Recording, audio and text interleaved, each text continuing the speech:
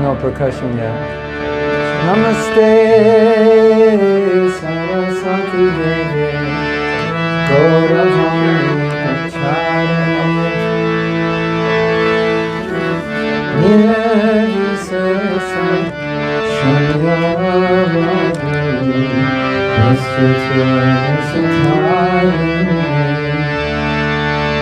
Namaste Saraswati Devi Gauravani Acharya Nirvisesa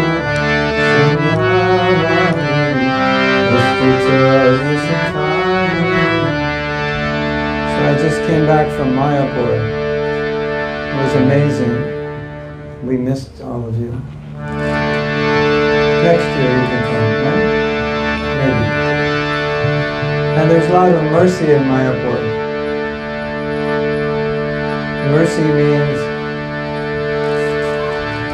Krishna's energy that he blesses you with so that you can advance beyond your own efforts, like what you would expect.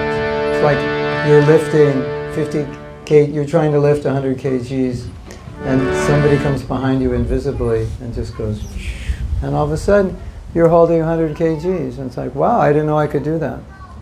But you can't see that person lifting. So we're going to pray for the mercy of the Panchatattva, because by their mercy everything is possible.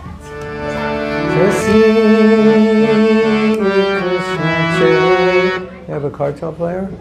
Do we have cartels?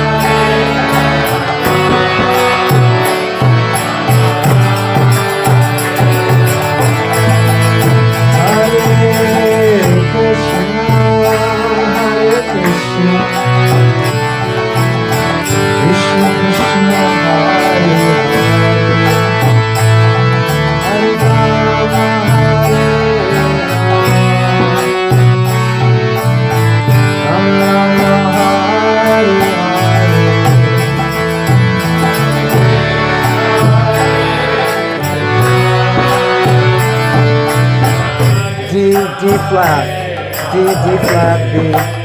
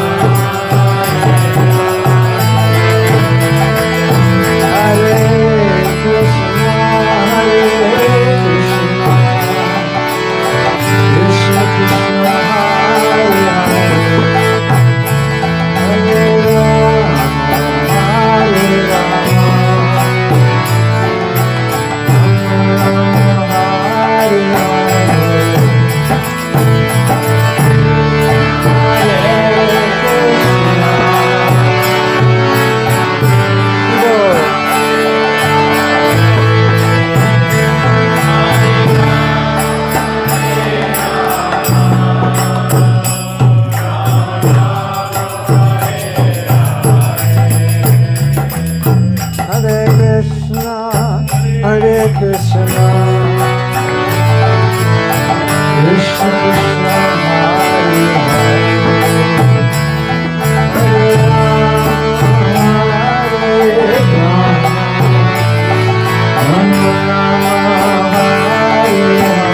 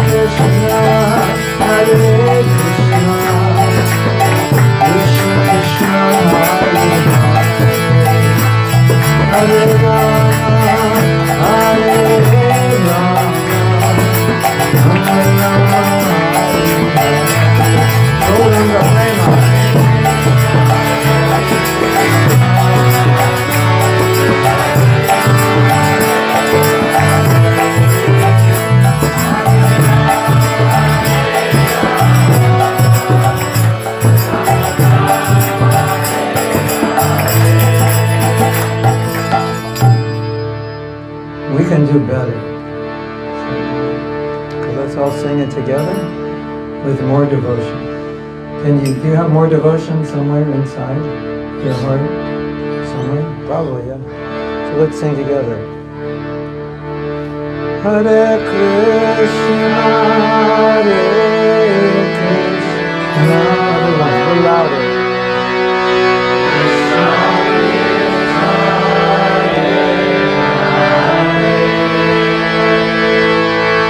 Hare Hare, Hare Rama, Hare Rama,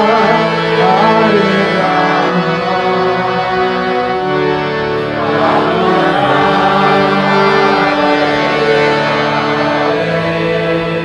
Oh, you can do way better than that.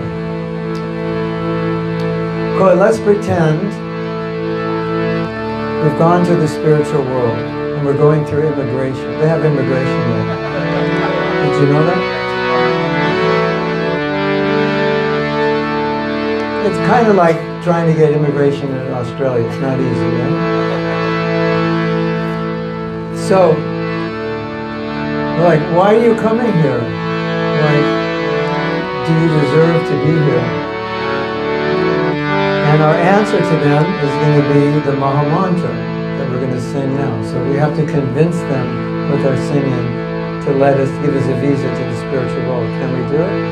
2, 3, 4. Hare Krishna, Hare Krishna, Krishna Krishna, Hare Hare, Hare Rama, Hare Rama,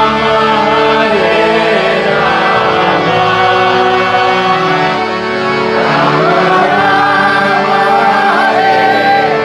Hare. Okay, they're starting to consider. They're thinking that you're serious. And you're not going to like come to the spiritual world and mess it up. And just take. And you're going to do it. But they're not convinced fully yet.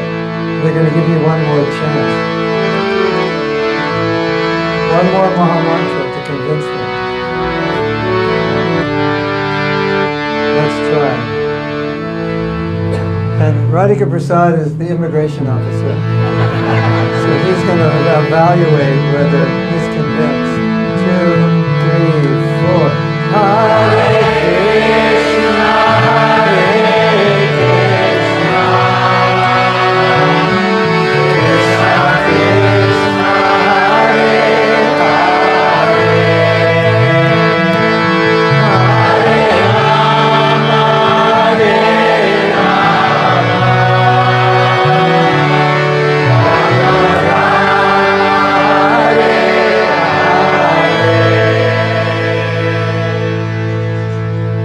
we made it. Did we make it? Very well. Very good.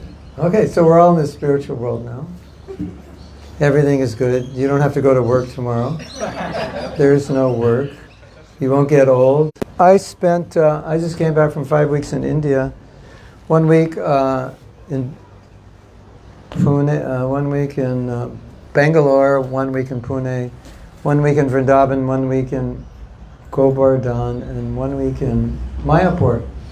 And we had 3 really amazing experiences in Mayapur I wanted to share with you, just to like make you lament that you weren't there with us.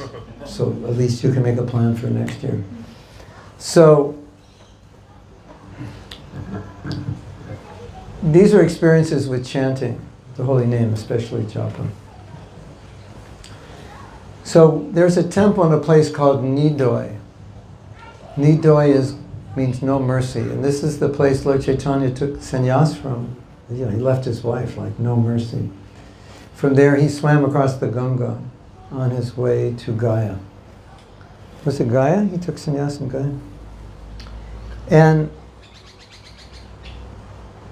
there's a temple there that has a deity of Lord Chaitanya Mahaprabhu.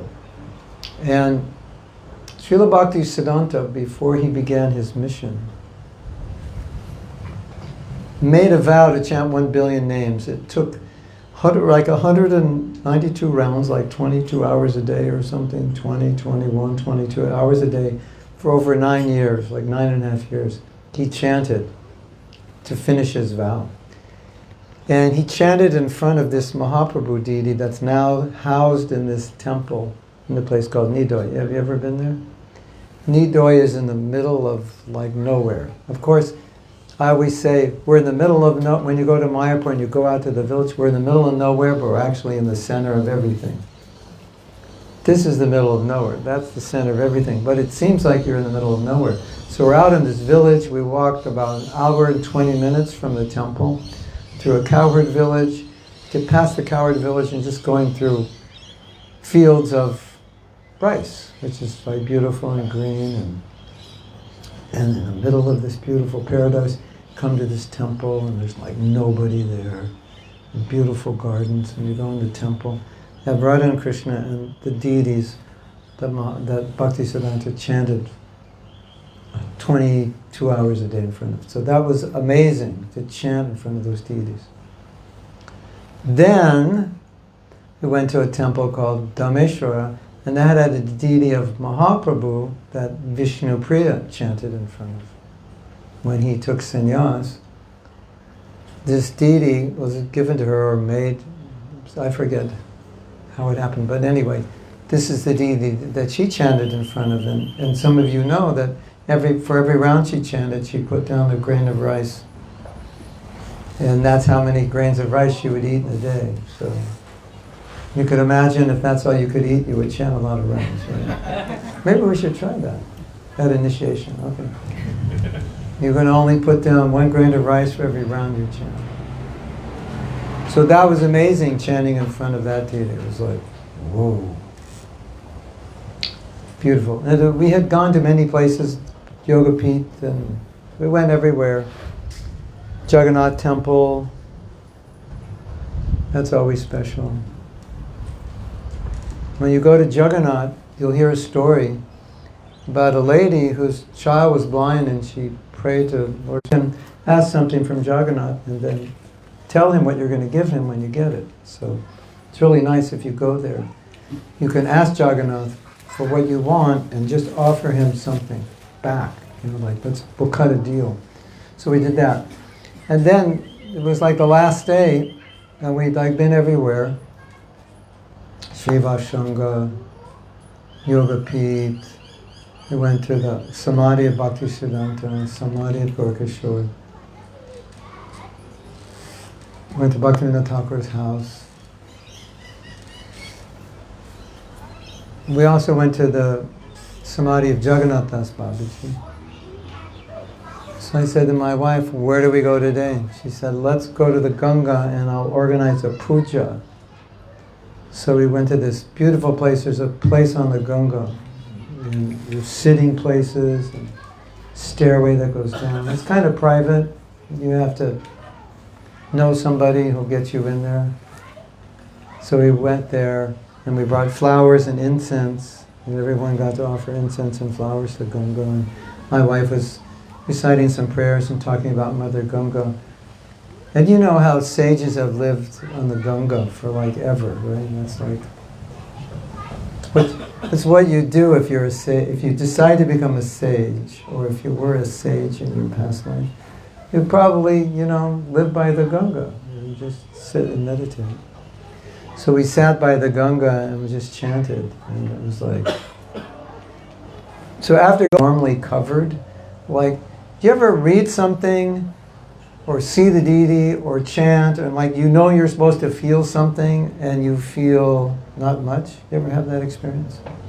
Like, this is Mahaprasad, my hair should stand on end. I tasted, yeah, it tastes great, but I didn't faint. And we're having this amazing kirtan, or I'm chanting japa, and I know I should be crying, but I'm crying because I have so many rounds left, not because, should be crying. You know that feeling?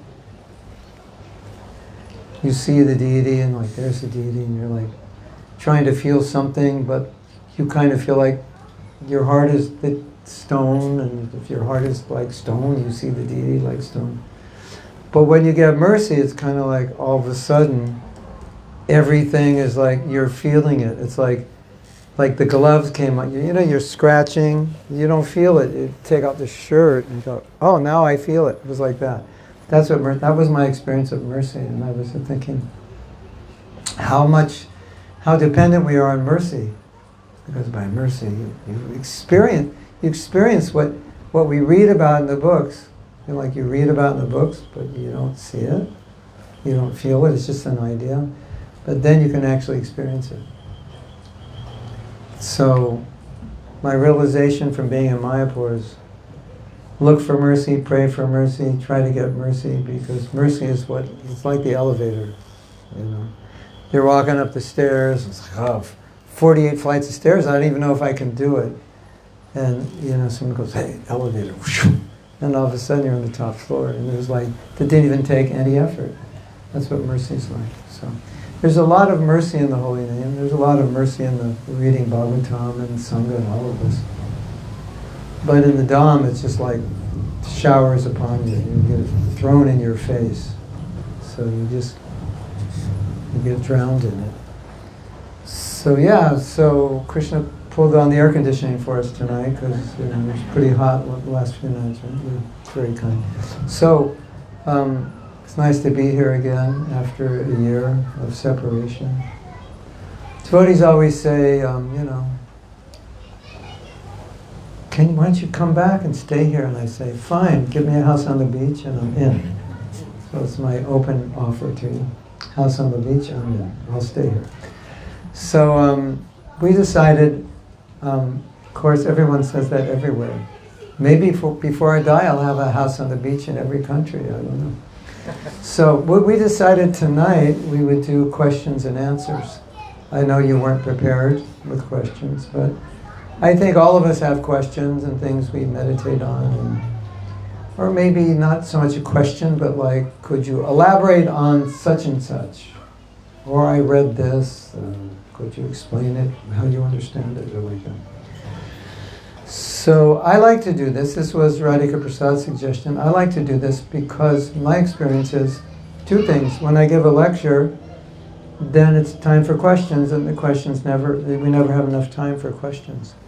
And sometimes someone asks a question and that becomes a topic for a whole lecture. So it's like, whatever happens, happens. It's all under divine plan. But that's the plan for tonight. So if you'd like to ask a question, or you'd like to think about a question, it can be controversial also, because that tends to keep people awake. I can get it. Okay. Kick off. Yeah, but okay. Kick it off. Why Krishna? Why not Jesus? Why not Durga? Why not Yahweh? Why Krishna? It sounds like a song. Why Krishna, why not Jesus, why not Durga, why not Yahweh, why not all of them? Yeah.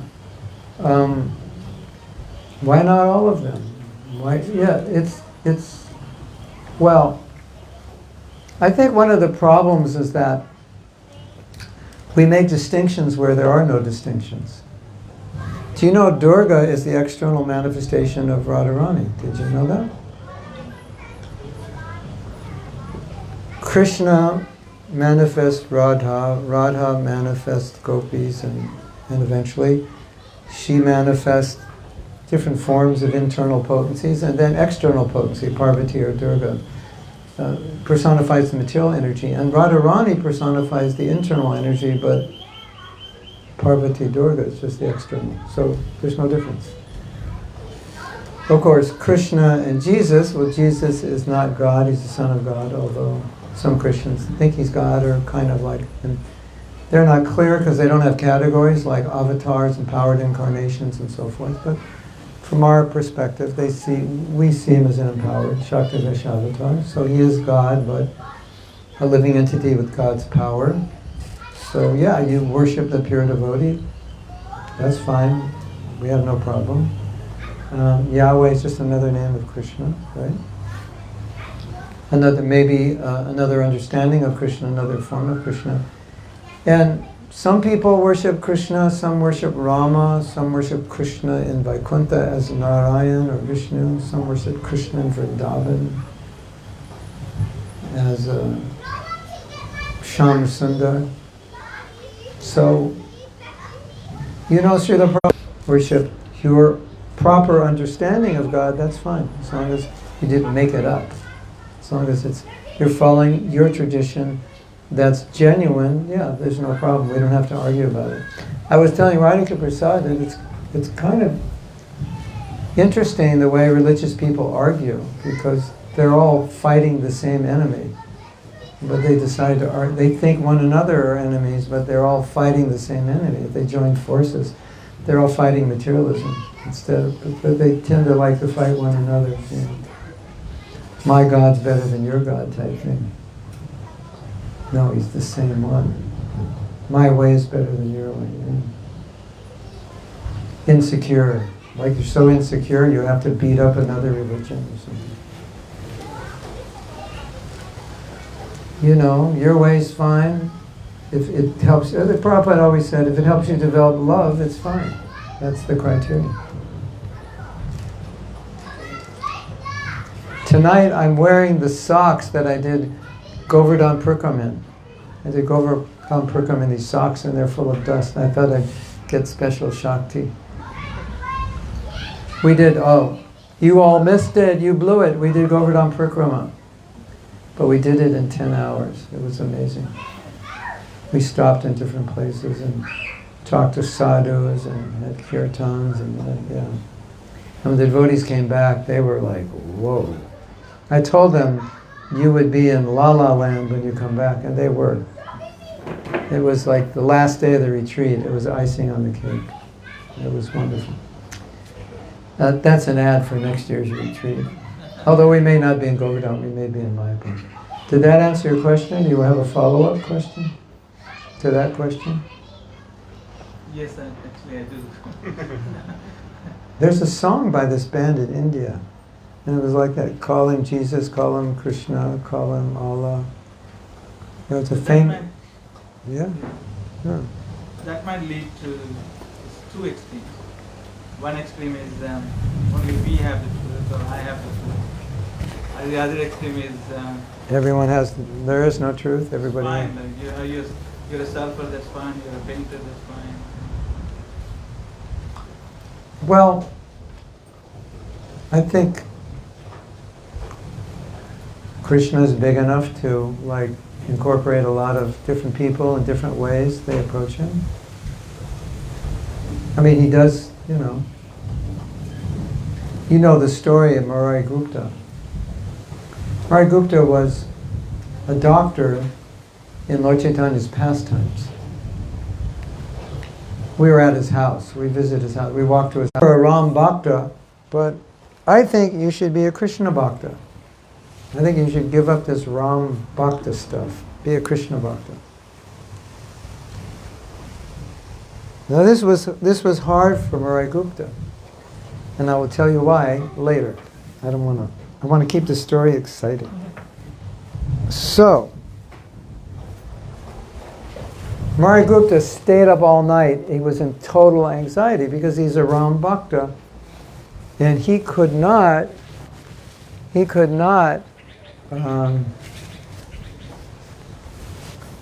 getting over a cold. I lost my voice, and I lost my voice. They asked me to do Kirtan Mela, and I had no voice the whole day.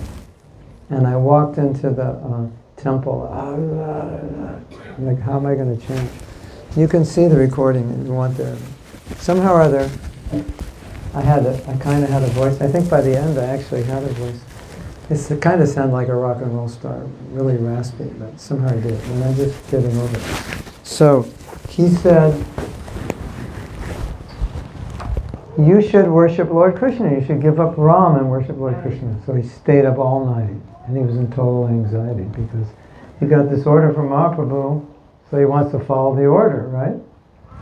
Comes back the next day, and he said, I can't give up my devotion to Ram. It's impossible. So Mahaprabhu actually played a trick, and he said, This is wonderful. Said, can you get me a tissue? He said, glorious is the servant who never gives up his master, and glorious is the master who never gives up his servant. Murari Gupta is Hanuman. So how could Hanuman give up Ram? So he came in Chaitanya Lila to get Lord Chaitanya's mercy. But he's actually Hanuman. So Lord Chaitanya was trying to teach that, like, if you have a relationship with Krishna in a certain way, that's fine. It doesn't have to be different. But it's also interesting because Murari Gupta is now in Mahaprabhu's Leelas, and Mahaprabhu is giving prema. And so here's some insider information that I won't charge you for. But we just did this kirtan to go back to Godhead, pretending like we were going to go back to Godhead. When you're ready to go back to Godhead and you get to the pearly gates, they ask you a question. I'm just making this up, but the theology is true. So let's pretend we're doing a Hollywood movie and you're going back to Godhead, and they say, welcome to Goloka Vrindavan. You have various choices of where you could stay here. And also, you can stay in the part where Radha and Krishna are married. You can stay in the part where they're not married. You can be a gopi, a cowherd boy, this and that. And there's a place where Lord Chaitanya has his Leela, and you can also go there. And you can go to Vrindavan and Navadvip if you want. And you'll have two bodies, although you're the same soul. And you go, You ask your wife, what do you think I should do? Right? Because you always ask your wife, right? Hopefully she's going back to Godhead with you. No, but if you want that form, you can get it. So Murari Gupta, Hanuman, he's taking birth in Chaitanya Lila to get mercy. Right? That's Lord Chaitanya's. So Lord Chaitanya is like, here's mercy. But he showed that, okay, if you want to be Ram Bhakta, that's fine. You can also be in Gauranga Lila. He never said to him, no, that's not good. You should be Krishna Bhakta. So that's fine, whatever way you want to do it. So when Prabhupada spoke to Christians, he never had a problem. He never said, you should give up Jesus. He just said, you should give up meat eating. He said, I'm a Buddhist. And Prabhupada said, what's Buddhism? And the person could not even answer the question. And I think one time Prabhupada said, someone said, I'm a meditator. Prabhupada said, immediately go to the forest, because that's where you meditate. No, you can't do it in the city. Renounce everything, go to the forest. So Prabhupada was like, yeah, whatever you want to do it, but do it the right way. So you want to be a Christian? All right, do it the right way. Who are we to tell you not to worship God in that form?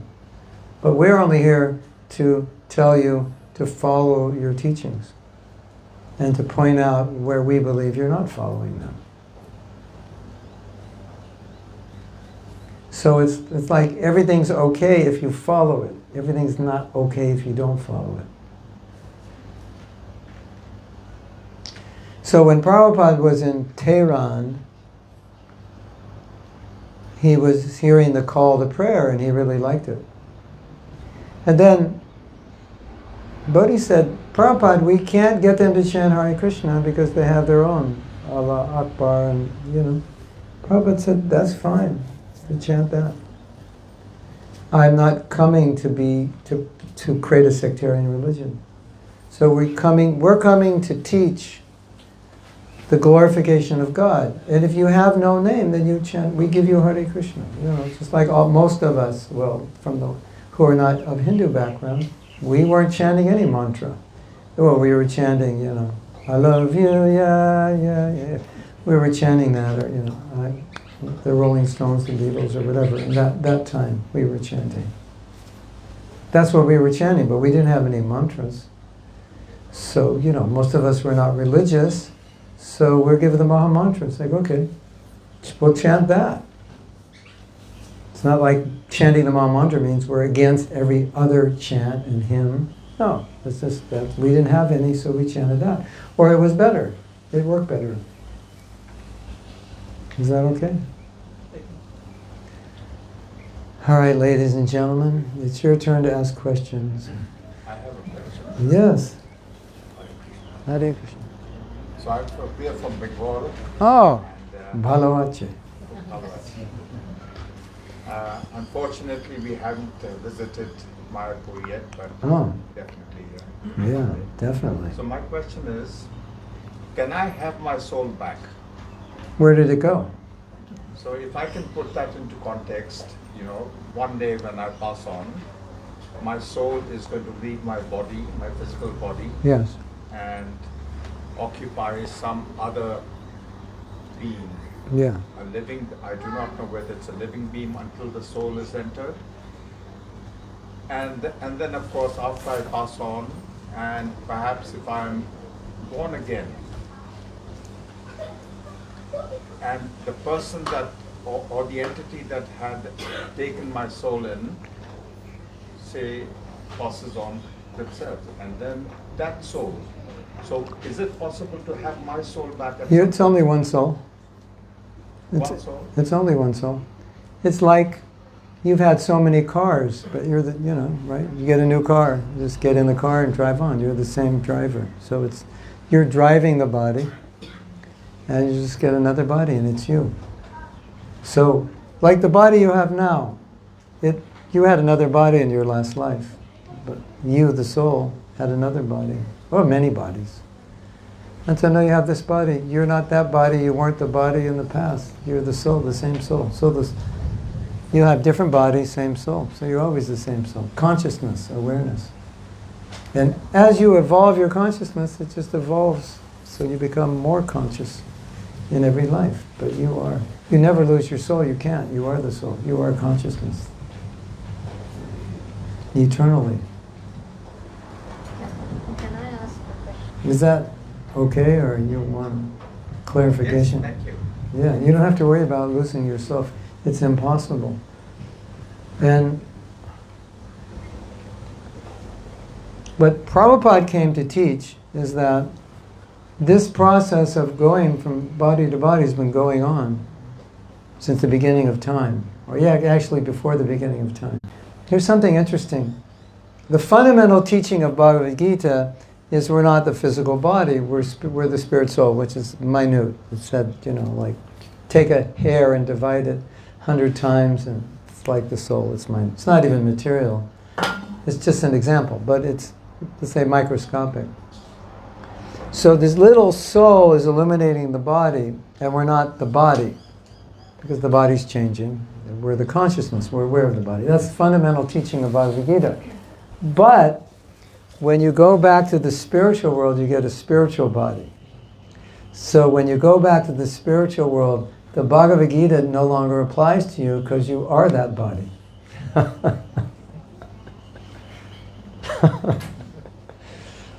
I'm tired of this, I'm not the body. I think I'm the body, I can't realize I'm not the body. Well, when you go back to the spiritual world, you can fully be the body because that's eternal. That's an eternal body. So it's like the soul grows into a spiritual body. So that body, that's who you are. If you want to fully gain yourself, that's how you do it. You go back to the spiritual world. And in Bhagavad Gita, if you study Bhagavad Gita from this context, you'll see everything Krishna is teaching is you don't belong here. I've got a place for you. I have a relationship with you. I want you to come back. That's where you'll be happy. And so when Krishna is saying, Man mana bhava mad bhakto madjaji mam namaskuru mame vaishasi yuktam te patijani priyosime, you just think of me, become my devotee, offer your respects to me, you will come to me. That's what he wants. He's just asking us, you are my devotee, you're denying it, be my devotee, you'll come to me. And Bhagavad Gita is just an invitation. We're having a party up there, you're invited, basically. And so you give someone a Bhagavad Gita, and they say, yes, yes, yes, I know all these things. No, do you know there's a party you're invited to? Is that, what do you know? Oh, I know this verse in Bhagavad Gita, do your duty. No, it's much deeper than do your duty. That was preliminary. There's a party up there, and Krishna wants you, and he's got a house for you, he's got everything, it's ready, you just have to come. You have to be willing. That's Bhagavad Gita. And then, The cycle of birth and death, it's over, it's finished. Forget it, you don't have to worry about it. And that's when you fully regain yourself. Because the soul becomes that spiritual form. Okay. How long does it take for the soul to inhabit another body? Like if someone dies today? Yeah, immediately, generally. There's some, yeah, it's generally immediate. I mean, there may be sometimes if a person's very sinful, they're not sure what to do with them. It may be some period of time. But generally it's just, it's usually you have your karma and you have your consciousness. Go back to America, I won't have an accent. So, if you come to my house in America, you will see on my property in the morning or evening lots of deers running around. You have deers here? Yes. Yeah. Yep. But you won't see any kangaroos. So for us in America, kangaroos are like really interesting because, they're like martial artists and boxers, and like for us it's like no other animal like that. So we were walking up at the preserve today, and I said, "Are there any kangaroos here?" And so Radhika Prasad was trying to find kangaroos, and he said, "Well, we go over there." And I said, "This isn't good, because Radhika Prasad, if somehow or other you have a heart attack right now, you're going to become a kangaroo. So let's forget the kangaroo hunting, the kangaroo sightseeing business." Huh? Now there's a story in Bhagavatam. There was a great king named Bharat Maharaj, and he renounced everything. He renounced his kingdom and he became a sadhu, an ascetic. And he was just living in the forest, and he had achieved the stage of what's called bhava. Bhava is the stage right before prema, love of Krishna. This is a very, very elevated stage. And a deer gave birth near to him, and I think a hunter, was it a hunter who was running after, it was chasing the deer. So the deer left its stag, and then it was just there with Bharat Maharaj, it died, so he nurtured it to life. So what happened was he had his sadhana, his spiritual practice, but because of the deer, he became so affectionate to the deer, and so he was putting so much energy and love into taking care of the deer, he gave up his sadhana. And then the deer ran away one day. He was completely attached to it. He had totally stopped his sadhana, just like getting food for the deer and whatever he did. I don't understand why he had to stop his sadhana, but he stopped it, and so he fell down from his practice. And then one day he couldn't find the deer. So did the deer have a name? Do you know? I don't think it said in the Bhagavatam. So he's running after the deer, and what happened? He tripped, fell, and he died. While he was running after the deer, in his next life, guess what he became? Yeah. Yeah. He became a deer. And he was given memory. He was allowed to remember that. So in his next life, he became a sadhu, Jad Bharat. He said, "I'm not talking to anyone, I'm seeing anyone, I'm just going to become dumb." Jada. Jada means dumb, right? So that's how it works. Just like that, go into the body. There was just this YouTube thing came up yesterday. I was minding my own. You know how you're minding your own business and something comes up on YouTube? Do you ever have that? Like ever have that problem? So they're interviewing this Indian kid, and he plays two pianos, and he plays two different songs in two different timings simultaneously on the piano. Like, I can't even play one song on the piano. He's playing two. Sounds like, whoa. And he's like, what, 12 or 14 or something. And then there's this, I don't know if you ever saw, there was this Chinese kid, he's like 4, plays the piano like better than, concert pianist, and he bows, and it's like he's been doing it for 100 lifetimes, right? And one devotee told me that Prabhupada said Ravi Shankar has been practicing sitar for 1,000 lives.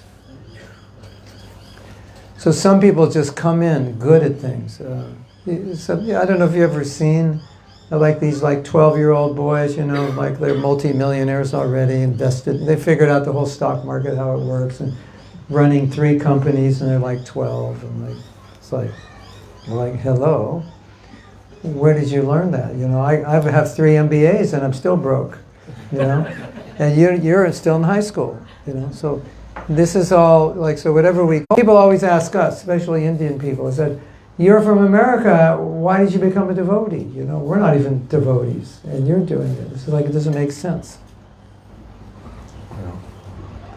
I don't know, it's just, I was attracted to Bhagavad Gita when I was a teenager. I just read it and decided to become a brahmachari, That's all I know. I was like, why?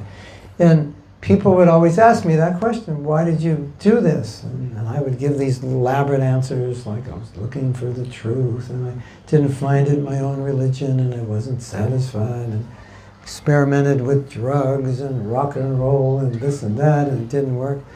And then after about 40 years, I go, no, that's not the answer. I have a better answer. They say, why did you do it? You were so young. I said, because I was carrying over from my last life. It just became obvious to me. Because when I was 18, I was like, okay, I've done everything. I'm ready to retire. Nothing I want to do. I'm like, how does that happen when you're 18? That happens when you're 75, not when you're 18. So I thought about it, and I'm in a bookstore, thousands of books. I don't even like to read, and I pull Bhagavad Gita off the shelf. What's that all about? Don't even like to read books, and you pull Bhagavad Gita, and you read it twice in 10 weeks. And there's 7 Hare Krishna temples in the world, when I was a teenager, and one of them is 9 blocks from my house. How did that happen? And they do Harinam in it's Los Angeles, Hollywood, And all of us would go to Hollywood all the time, and we'd see them. And then I go to school in another city, and there's a temple there. 9 blocks. Well, this was closer, more like 6 blocks. And they're teaching Bhagavad Gita as a class in the university. Devotees are teaching it. And I asked a question to this question. This was all this has to be last life. 18 years old, you want to read Bhagavad Gita and drop out of the best public university in the United States of America. I dropped out of it. Some people say it's the best public university in the world, and I dropped out of it. And I was no second thought. Weren't you concerned? You had such a good future. No. I just read Bhagavad Gita and said, yeah, okay, I'll do it. So if you develop that consciousness in one life, it will continue. If you don't perfect it, it'll continue. That's the value of cultivating spiritual life. And that's also the problem of not, because you could cultivate the consciousness of an animal. If you cultivate the consciousness of an animal, why do you need a human body? It doesn't work. I used to surf. I grew up by the beach. So you grow up by the beach, what do? If you're, I don't know about Indians, but if you're American, Indians in the ocean, maybe you're getting acclimated to it more. But we as Westerners, if we live by the ocean, it's waves and surfing. So I grew up by the ocean, and a year before I became a devotee, pretty much I was every day. I just kind of lived in the ocean. And so after I became a devotee, I was sitting with Srila Prabhupada in his garden. And Prabhupada used to walk on beaches all the time. And he would walk in Hawaii, he'd walk in California. So he got to see them surfing. So he, Prabhupada, what is that? What are they doing? Prabhupada, it's called surfing. They're riding the waves. Prabhupada's looking. Oh. He thought they said suffers. So, is it they're sufferers? No, surfers, Prabhupada. Oh, I say sufferers. And then Prabhupada said, oh, there is some ananda, some bliss there, but it is temporary. So he used to call them the sufferers. And so I'm sitting in the and after I became a devotee, I kind of understood that if you're a surfer, I don't know how many surfers, but if you're a surfer, you're thinking of the ocean all the time because you're thinking, or if a fisherman or you're a skier, you're thinking of a mountain, or whatever. A mountain biker, you're thinking of the bike trail. If you're a surfer, you're thinking of the ocean. How are the waves today? You look at the surf report, which way the wind's blowing, you know, and you're just like, that's your whole life centers around that. And so just to be in the ocean is like the highest bliss. So I'm sitting in garden with Prabhupada. He just happens to say, so the surfers, they will become fish in their next life. Sometimes we hear that. You ever heard that? You ever heard that Prabhupada said that? Well, I was there when he said it. Just, you know, I don't think that was an accident. I think Krishna arranged it. You know, it's like, yeah, Prabhupada saved me from becoming a fish in my next life. Or if you like to fly, become a bird. That the consciousness it needs a body to suit its consciousness, right? So when you're cultivating spiritual life, you need a human body because that's the right body for it. If you're cultivating something else, why would you want a human body? Like sometimes when Prabhupada would lecture, you know, he was lecturing to the hippies. So Prabhupada would say, so if you want to sleep, you can become a bear. You want to eat, you can become a pig. You want to just enjoy sex, you'd like to become a pigeon or a dog or something. And people would always say, I wouldn't mind being a dog, that sounds good. You know, what's Prabhupada going to say? Prabhupada said, you have my blessings. You can become a dog. So yeah, because if all you want is the activities of a dog, don't do it in human form of life. You just ruin, you know, it ruins society, doesn't it? Like you ever see a person and you think, they're actually like, you don't even know anything about spiritual life, but you look at them and think, it's kind of acting like an animal, like really aggressive and angry or violent or so forth. Not good for a human body. So it disrupts human form of life. So that's how it works. And then you have your karma. You may want a nice body and like, but what's your karma? You know, you want something and you got to pay for it, and your karma is the payment. I want to be Bill Gates in my next life. Well, do you have the karma to be that rich? If you want to be Bill Gates in your next life, you better start giving a lot of donations, a lot of charity, because that's how you become rich, and doing a lot of pious activity. But the goal of life is not to become rich. The goal of life is to become rich in devotion. Is that okay? Yeah. Yes? So do we have a spiritual body waiting for us? Yeah, we have a spiritual body waiting. Your body is reserved. It's waiting for you. It's parked in the garage in the spiritual world. You have a body, you have a service, you have a camp, a group you're in. You have a name, you have an eternal age, colors of your clothes, a certain relationship. And we're sitting down here and Krishna's saying, so, what are you waiting for? Everything's ready. And we say, well, you know, I always wanted to live in Australia. Now I finally made it here, got a nice house. I was thinking it'd be nice to take birth here again, you know, maybe in a bigger house, on the beach, you know. What's that beach up by New Govardhan? That Byron Bay. Yeah, it'd be nice. Byron Bay is nice. Like on the mountain of Byron Bay. Come back in the next life.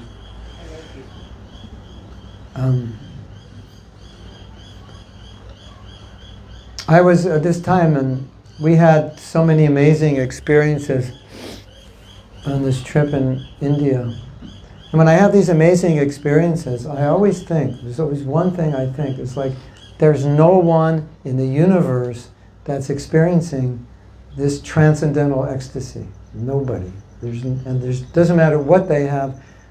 They can have a Rolls Royce, super silent, like floating, you know, like just floating down the road. But how happy can that make you? We are experiencing transcendental ecstasy all day, every day, just merged in bliss. And that's what Krishna is offering us. And so if we're smart, we'll take it, because you can't get that in this world.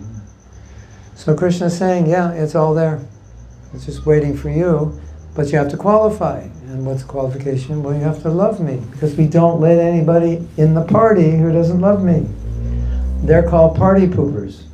The ones that don't love Krishna are party poopers, and we have security guards, and they're not allowed in because they run the party. Right? Imagine it's your birthday party, and you have people coming to the party that don't like you. Kick them out. Don't let them in. They're going to ruin it, right? So we're envious of Krishna in some way. You know, we're going to go to the spiritual world where everyone loves Krishna. They're going to let us in. People will look at us and go, who let this guy in? Get him out of here. So Krishna's saying, come on, just love me. You'll be happy. And everything will be good. We were going in Vrindavan. We were going around Vrindavan to all these holy places, and we were telling all these amazing stories, Krishna's pastimes, which are like completely ecstatic. So we're telling these pastimes, and everybody's just in ecstasy hearing the pastimes. And after every pastime, I would say, so, in your next life, you can join these pastimes, or you can come back in this world and get a 9-to-5 and work for 40 years.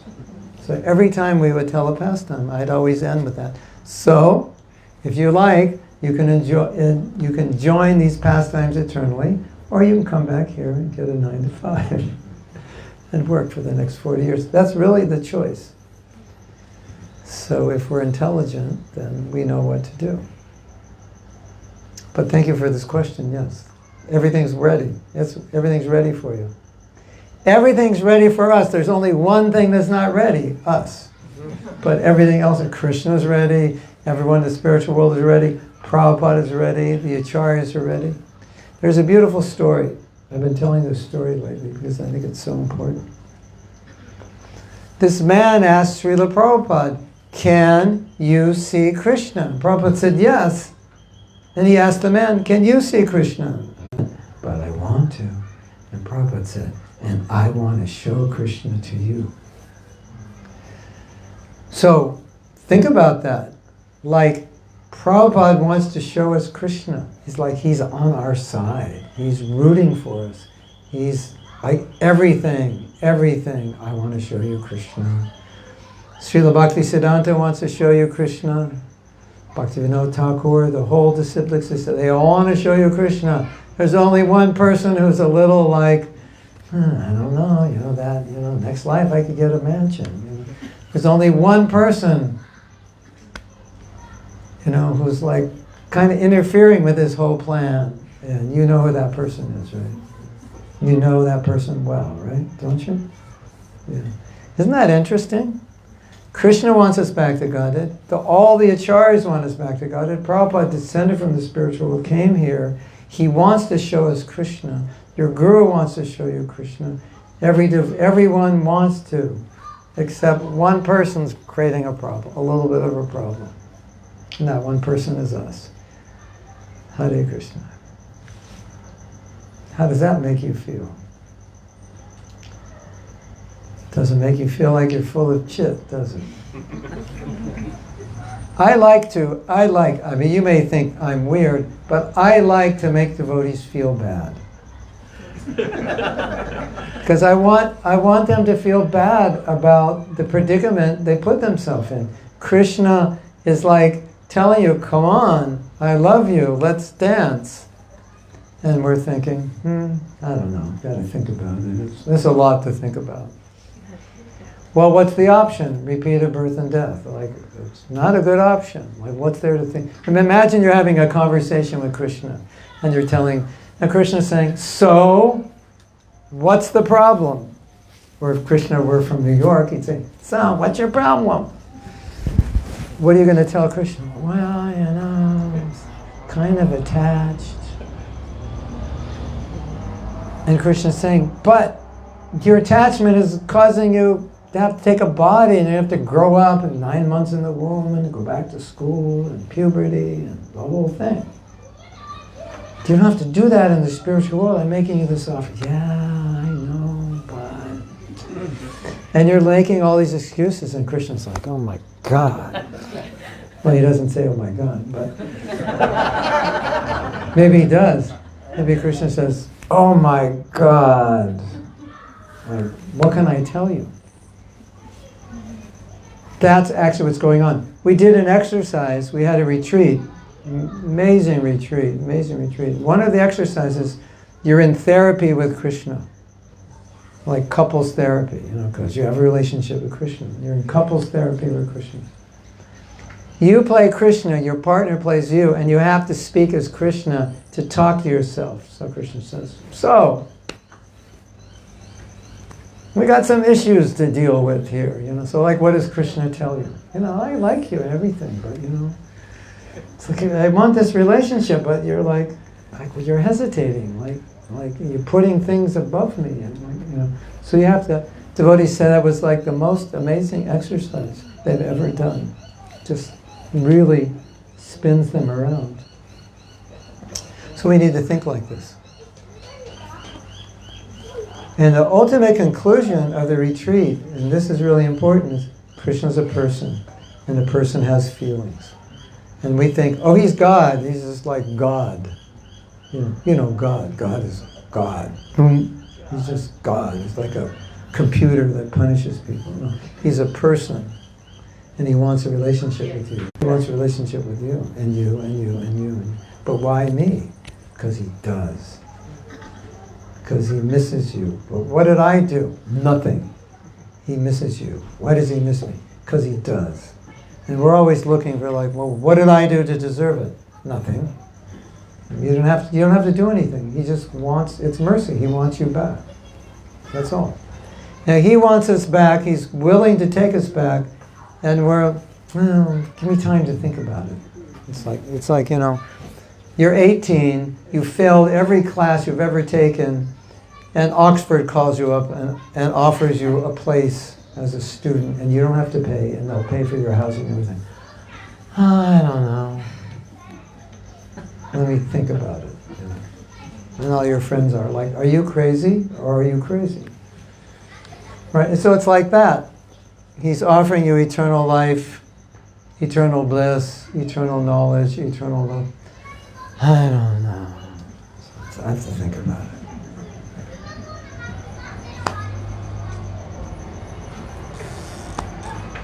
So if that makes you feel bad, that makes me very happy. Because we should feel bad. Because it's making Krishna feel bad. And if he feels bad, we should feel bad. Yes? Yes, Nikhil. Can you talk a little bit about how we can spiritualize our mundane activities? Yeah. Easy. Everybody thinks that's the most difficult thing, and now I said it's easy. I have to tell you something. Spiritualizing your activities is primarily an act of changing consciousness. Everything, Krishna owns everything, right? Everything belongs to Krishna. You belong to Krishna. Everything at your job belongs to Krishna. Everything is Krishna. Everything is his energy. There is nothing but Krishna.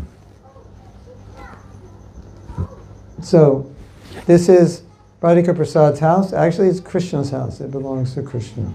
All the pots and pans belong to Krishna. All the blankets, all the towels, everything is Krishna's. Right? So he works, he makes some money only for Krishna's house. So when you're in the consciousness that everything belongs to Krishna, then it's not a problem. It's like, I only exist for Krishna, that's it. I don't do anything. So if I have to work to make a living, of course, I do that. But why? So I can execute my bhakti. So I can give some money for service. So I can support my family who are devotees, or I'm trying to help become devotees. So for a devotee's life, there's only Krishna. There's nothing not Krishna. So everything you do is Krishna. The not Krishna part doesn't exist. It only exists in our consciousness. So we play with Krishna. 1 for you, 2 for me. 1 for you, 3 for me. Right? That's how we play with Krishna. You know, one pastor said, it's not how much of my money I'm going to give to Krishna, it's how much of Krishna's money am I going to keep for myself.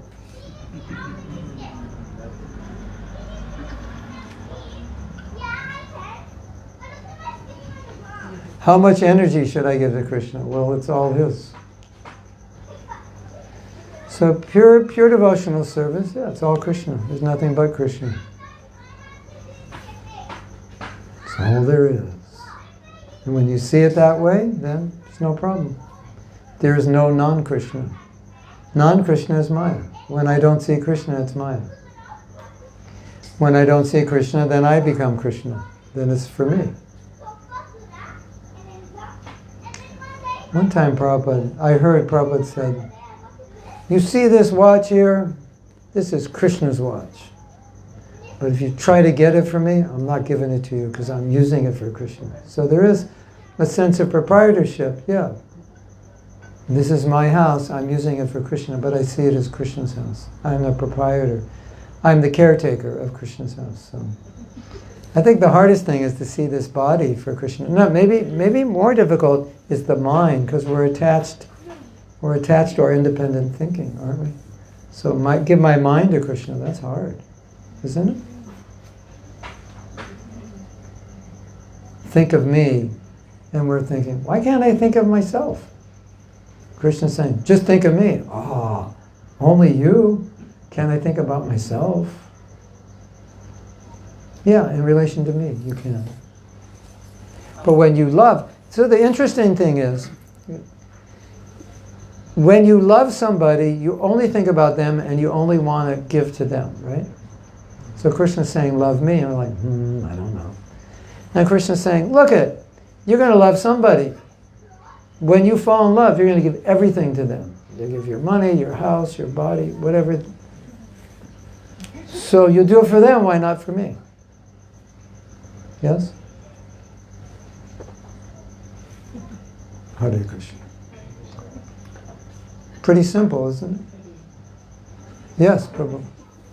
Is it possible you can explain to me how you became Krishna conscious? I'm still trying.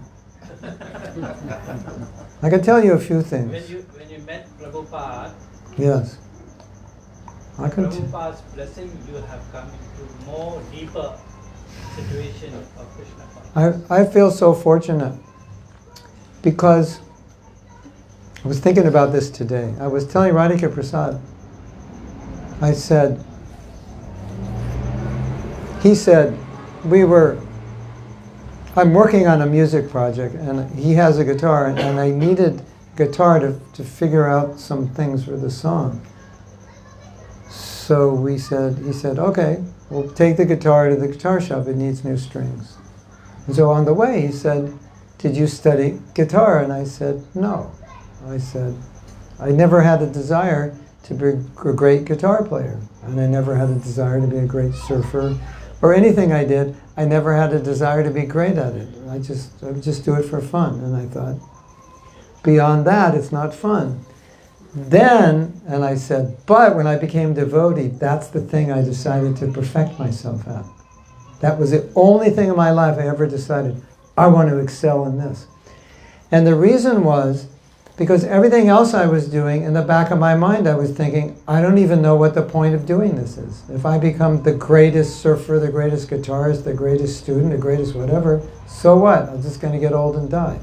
That's how I thought. I just naturally thought like that. So when I studied Bhagavad Gita, I was like, oh, this is the solution. This gives you a meaning. Like, this is a meaning for living, and it explains. So I said, let me perfect this. So I was just ripe for it. It was like I was looking for it. I was in university only looking for what university couldn't give me. When I found it outside the university, I dropped out. And it was all very natural. So as I was saying, I cultivated it in another life. It had to be. So when I met Prabhupada, it was like, this all makes sense. The fortune, and I feel fortunate that I never doubted Prabhupada. And I always felt that what Prabhupada was giving was so rare, I would be the stupidest person in the world, having met him, to reject it. So I always feel that very strongly. Prabhupada has like drawn out the path. This is how you go back to Godhead. I just have to follow that. And I always tell myself, don't be stupid and never give that up. And plus, what would I do? Surf and play guitar? It's like, I already gave that up. So, something very valuable, something very rare, clearly given to me. And then, not only that, Prabhupada said, give it to others. So now I have a responsibility. I gave it to you, give it to others. So the question you're asking, that one thing that really impressed us, Prabhupada was always thinking about how to give Krishna to others, like 24/7, that's what he thought about, very intensely, and to the point where he would make tremendous sacrifice to do that. And that really infected all of us. We saw that, how much he wanted that, and how important it was for him, and how important this movement is for the world. So we really imbibed that. And that's what we really got that from Prabhupada. So it's like, your father starts this huge company out of nothing and turns it over to you. And this company is like one of the best things for the world. You can't just go, nah, I don't think so. You saw how hard he worked to develop that company. And in his old age, he gives it to you. What are you going to do? That's, he wants you to expand it, because that's his mission. So, to be in Prabhupada's presence, for 8 years I was in his presence, there was never, I don't think in my whole journey in the material world, there ever was or will be in 8 years like that. That was like amazing. We didn't realize how amazing it was. I mean, we did, but we thought it wouldn't end. And there was nobody like Prabhupada that we ever met, ever in the past, present, or future. There was no one like that. And Krishna sent him to spread Krishna consciousness. And we were just enamored and in love with him. We just wanted to help him. And now after Prabhupada left, especially the first 10 years, was very difficult. And we all endured a lot of difficulty in maintaining the movement, and we still do, and that's our honor. We're honored to suffer in his service. That's what we do. There's bliss in suffering when it's out of love. Is that okay? Yeah. Yes. Thank you for sharing your experience in Mayapur. My question is, I recently visited Mayapur as well, but I didn't feel the same experience how you felt. Mm-hmm. I was happy and I was grateful that Mahaprabhu has allowed me to enter Mayapur. My question is to enter into the consciousness from which you can get that mercy. So the answer is, yeah. The mercy of Vaishnavas. What's the time? I don't... What is it? 10 to 8, quarter to 8. 10 minutes straight. Okay. I only come once a year, so... Can I keep you up later at night? Or keep you hungry for a while? Sure. Okay. I thought I brought my watch out. Yeah, but just keep trying to get mercy, praying for it. And association of devotees is, thank you. Association of devotees it really helps us enter the Dham. Because when you go to the Dham, you're seeing everything with your eyes. And so someone says, this is the place where Lord Chaitanya did this. And you're like, and you sit there and like, okay. And you're like waiting for, something to happen. It's like, where are we going next? Nothing happened there. Maybe the next spot. But when you're hearing and with a group of devotees and elevated sadhus, they can help you get in the consciousness with which to experience it. And then as more devotees experience it, that you experience also what the other devotees are experiencing. So I always try to help devotees enter into that, and pray in these places and so forth. And you can always pray if you are not experiencing it to experience it. That can be part of your prayer. Let me see the Dham, feel the Dham, so forth. Yes? Hare Krishna, thank you. I had a question around experiencing Krishna's protection in the sense of I will always have whatever I need. Just something I heard recently, I don't know how accurate it is. But you are someone who's gone through, I'm sure, a lot of difficult times, especially like you mentioned after Goloka passed away. And just for me, because I'm an anxious person, this idea that I will always have what I need, I tend to feel like I need to always fight to get what I want. So how do you develop that? Do you have to consciously seek that, or does Krishna make it apparent to you, or is it a bit of both? How did you experience? Well, my personal experience is that whatever happened to me, I never thought it was bad. And I've come to, for me that's kind of normal, but I've come to realize that for most people it's not. Like when there would be reverses, I never thought, Krishna, why'd you do that? I always thought, okay, somehow or other this is what's happening. Maybe I created it, maybe Krishna wants it, maybe it's karma, maybe it's just the way it is, political situation or social situation. And I always felt like, well, whatever's happening is what's supposed to happen. I would be conscious if I created it, because I don't want to blame Krishna when I scream at you and you get mad at me. Krishna, why are you causing this person to harass me? And Krishna says, because you harassed him. So I'd always try to be aware of that. That's important. I always had faith that Krishna would take care of me. And when it seemed he wasn't, I knew he would be. It was around the corner. Sometimes Krishna likes to make it exciting. This one devotee has got in a car crash and he didn't have money to buy a new car. Never got any money for it. They just said, Krishna, we do all this service for you and now you take away our car. And the devotee was losing faith in Krishna.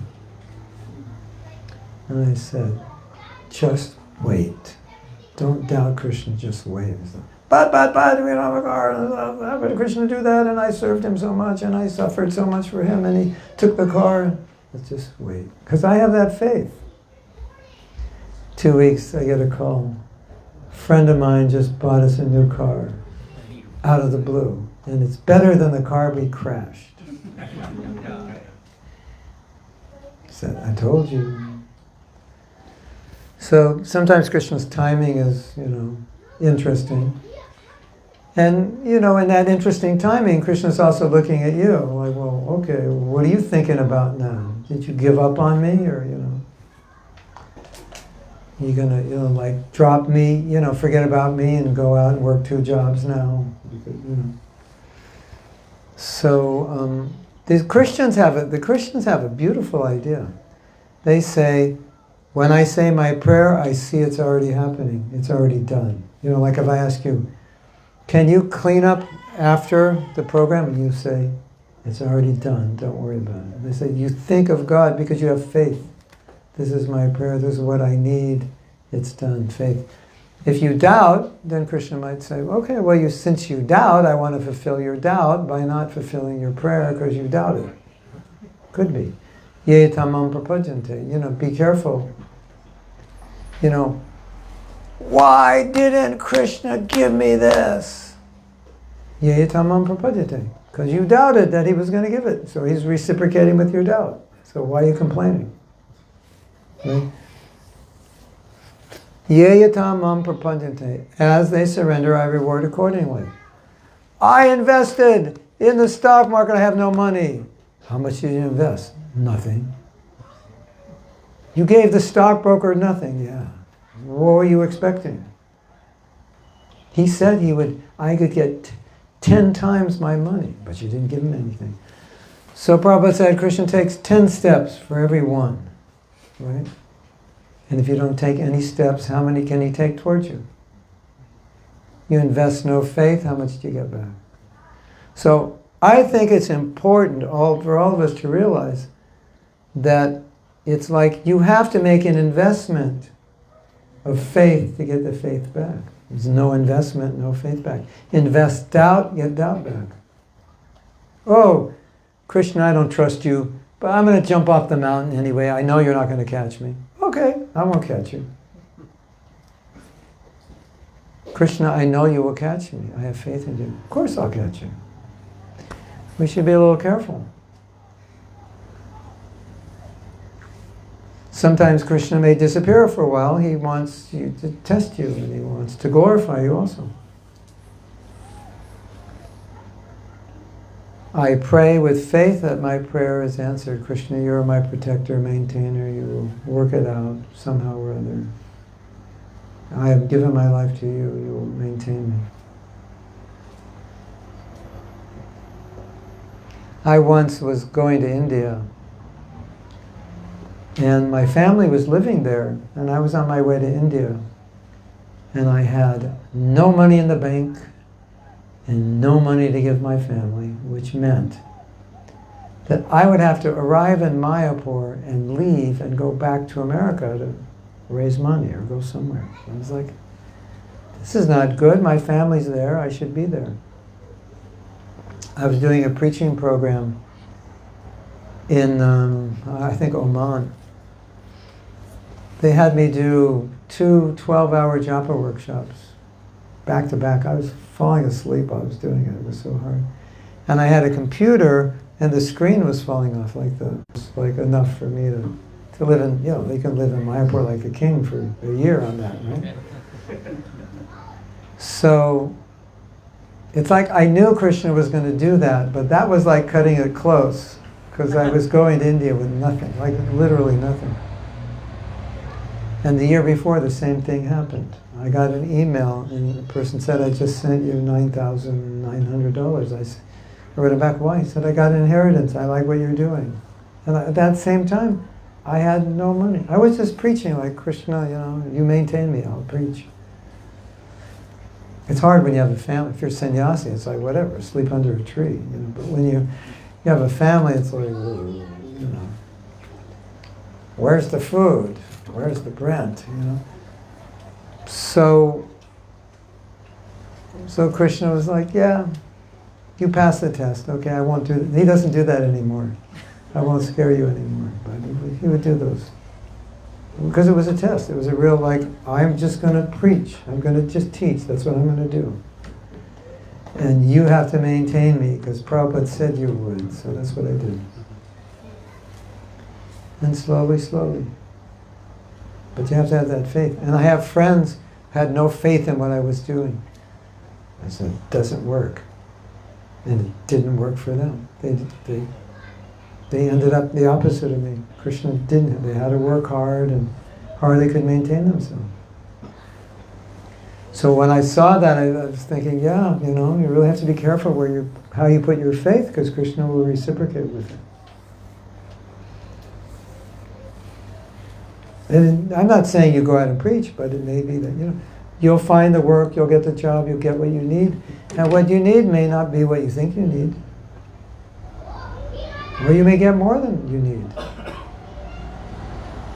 I have too many pairs of socks, too many chatters, too many dhotis, too many harinam chatters. I have too much stuff. So sometimes it happens like that. Here's my joke. If you need socks, caps, scarves, sweaters, bead bags,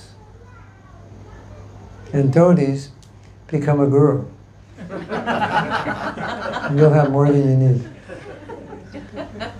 I left 9 dhotis in Mayapur. I bought 3 dhotis on this trip, and I got 4 more dhotis, plus I already had 5 in Mayapur because I had so many dhotis. Yeah. You know the story? Prabhupada had a Seiko watch. Back in the 70s, Seiko watches were like, ooh, you had a Seiko, you know, can I shake your hand? they were considered, at least for devotees, because we're just brahmacharis. You know. It's probably like a $100 watch, but if you're a brahmachari in 1970, that's like extravagant, because you own nothing. And so Prabhupada had a Seiko watch, and then someone came and gave Prabhupada a Rolex. So he took off the Seiko, gave him the Seiko, the Rolex. Then someone came, gave Prabhupada a Timex. You have Timex here? It's like, Yes. Timex is pretty low end, especially in those days. Timex was like the pauper's watch. Gave Prabhupada the Timex, took off the Rolex, gave him the Rolex, put on the Timex. Hare Krishna. Jai Prabhupada. What do we do now? More kirtan? Yeah. Maybe one more question. Yes. Thank you, Prabhu, for sharing your experience with Goloka.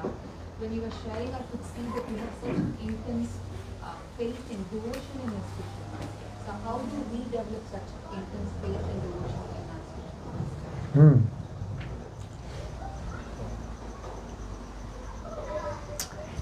It's a little easier when your spiritual master is Prabhupada. So it's, I mean, I don't want to say that in an offensive way, but I'm like, you know, it's like I don't have to think how. It's just, he's Prabhupada, so it just is. But you know, a couple ways we can look at it. You know, Krishna is pleased when you follow your guru. And our spiritual life is based on faith. Faith is everything. And we have faith in Guru, or we have faith in ourselves, and not the right side. So he gets in the car and drives on the right side. So okay. So in some material sense, he may not know something. So lacking faith there is not lacking spiritual faith. But if we're lacking spiritual faith, then it's like, well, then I think I know more. Then I'm back to zero, because I'm in the material world forever, because I can't figure out how to get out. And now the person who can get me out, I'm doubting and putting faith in my own mind. Like, that doesn't make sense. Faith is very important for your spiritual life. And what I have seen from my position as a guru, that often many devotees, all they have is faith.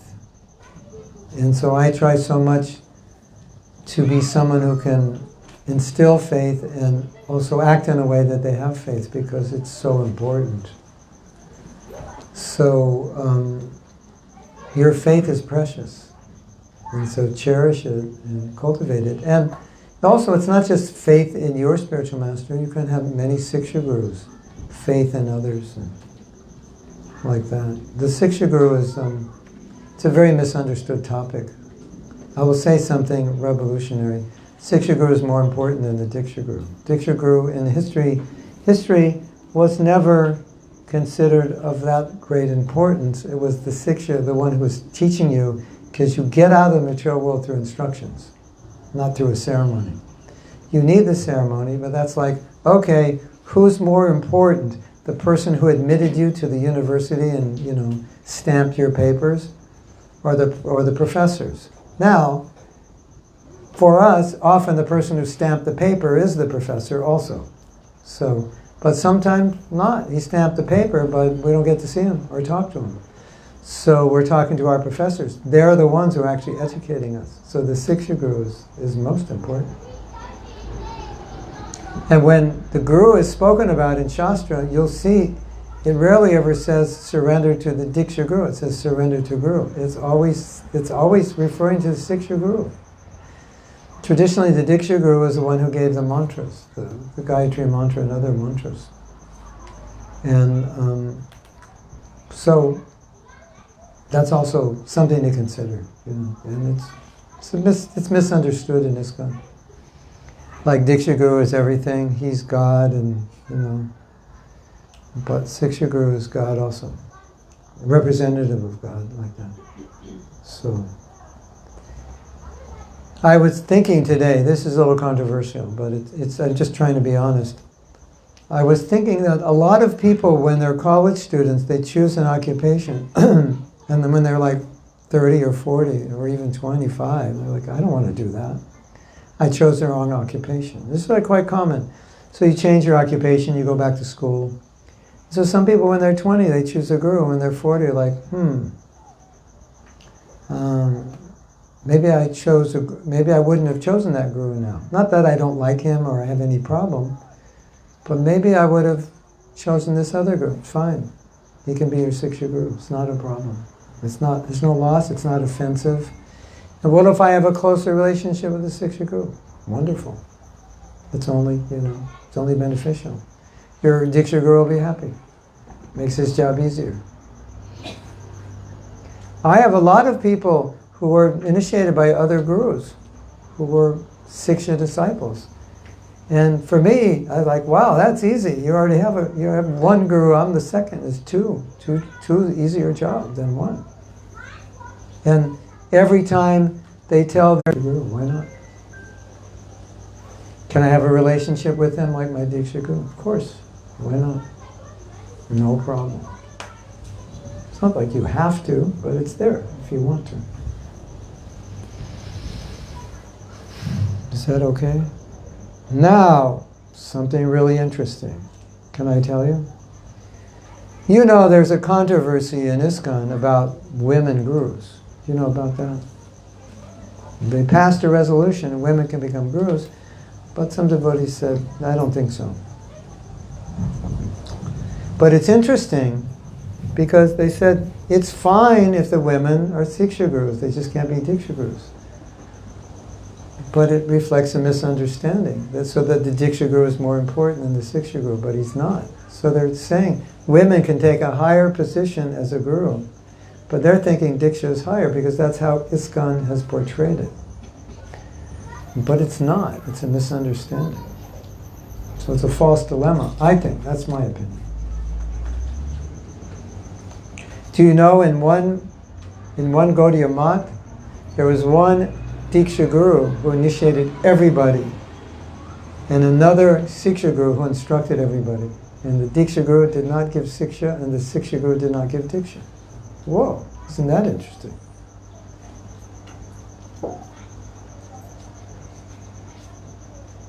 So the Siksha guru had a higher position as the instructing guru. Of course, everyone respected their Diksha guru. I'm not saying you don't respect them. Anyway, interesting. This is all interesting. Okay. So, is anyone dying to ask anything else? Because Radhika Prasad doesn't want to be responsible. Why they don't have a pujari as Mataji? India, it's against. Foreign, yes, everything is Yeah, because the Indians will get uneasy about it. So they have women doing pujari work, like dressing and so forth. But the public they won't understand. You know. So because they won't understand, then Prabhupada said, okay, don't do it. But at the same time, when Prabhupada first came to India and first brought his Western disciples to India in August of 1970, you know who he would often have speak? Women. He would often have them lead the kirtan because he wanted to show, anybody can do this. But somehow, I guess for the Indian people that was okay, but they were sensitive about the puja. To this day, it's like that. That's all I know. Such a point that it would have been problematic in people's minds. They will maybe think they're not authentic or something. Bhanu Swami would know better than I do. The next time he comes, you can ask him. Or unless someone else knows, could answer. Does anyone want to answer that? Okay. We'll do one more kirtan? Yeah. That kid had a question. Oh, yes. Why did we descend from the spiritual world? Why did we descend? I'm not sure we did.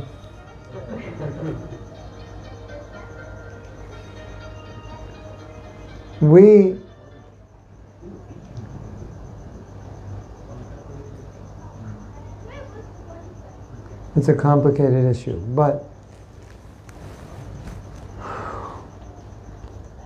we have the option to turn our face to Krishna or turn it away. And we turned away. And we've been turning away since the beginning of time. And now we're trying to turn back. And the whole process of Krishna consciousness is turning around. We've been walking away, now we're turning around. And so we just need to think about how to turn around and walk to Krishna. Like, why did I turn my back to Krishna? Because I'm stupid.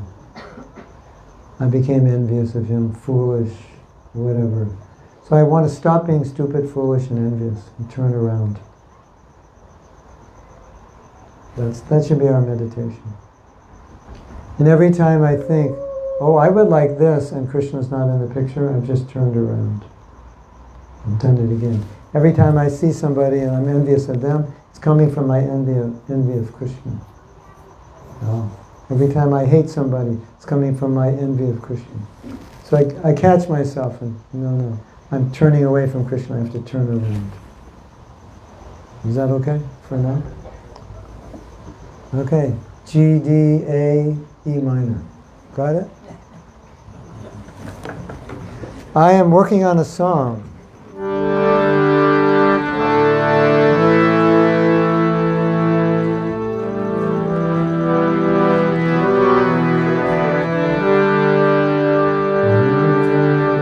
This is the 4th verse of Shishastakam. I'm working on it. We're going to record this song. Your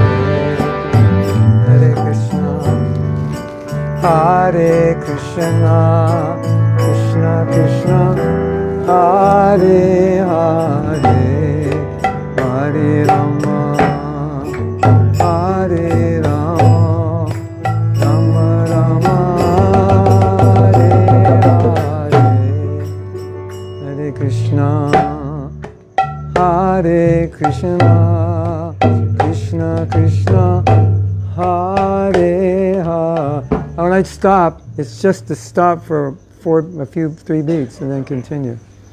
So follow me on the mridanga. When I stop the mridanga, you stop. When I start, you start. Okay? At the end of Hare Krishna and at the end of Hare Krishna, Hare Rama, Hare Rama, Rama Rama, Hare Hare, Hare Krishna, Hare Krishna, Krishna Krishna, Hare Hare, Hare Rama, Hare Rama,